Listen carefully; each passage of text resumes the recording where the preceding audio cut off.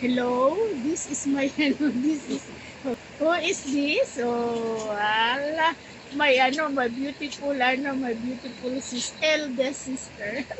Sabi sa babae ko daw yung bata, lagot. Ano na? Sabi ng guy, pang ilan po kayo? Sabi ko, Lord.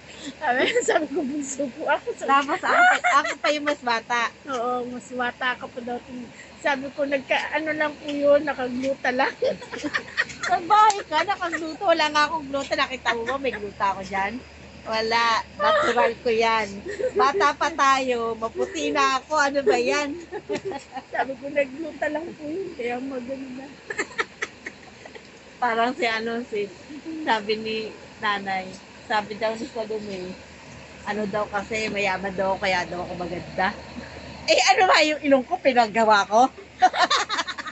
Ito po ay interview by my eldest sister.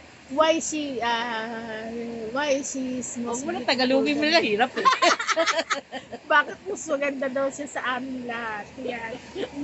Bakit ka nga daw baga maganda, ha? Ano Siyempre, ba ako yung unang-unang ginawa. Oh. Kaya maganda kasi nga, purong-purong pagmamahal. Oh. Di kasi, panganay eh. May point po ba? May point. Kami latak na lang ako. Ganun kay Bunso. Ala na eh. Matanda na Latak tas bata pa si nanay, yung pinanganak ako, ikaw. Latak Matanda na po pa. Menopause na po siya. Nung last akong pinanganak, patay pa dyan yung tatay niya. Nung pinanganak ako, pagkapaitang. Kaya ito po nangyari sa akin. Mas maganda po siya kay Laita. Ayan. Mas maganda Ala pa po talaga. yung Maganda. Kaya nga po. Luoy kayo.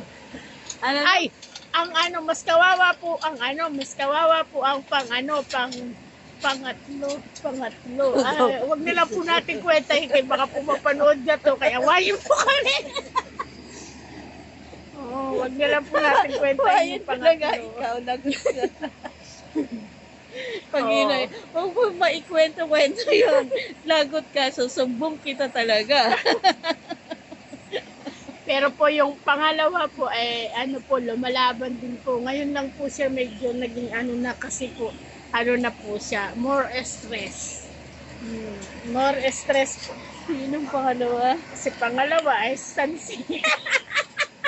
More stress na ngayon si Sansi. Dati pangalawang maganda. Ngayon wala na. Kaya stress na siya sa lupa niya. Sa Bakit bahay ba, niya. nga siya? Na-stress na siya.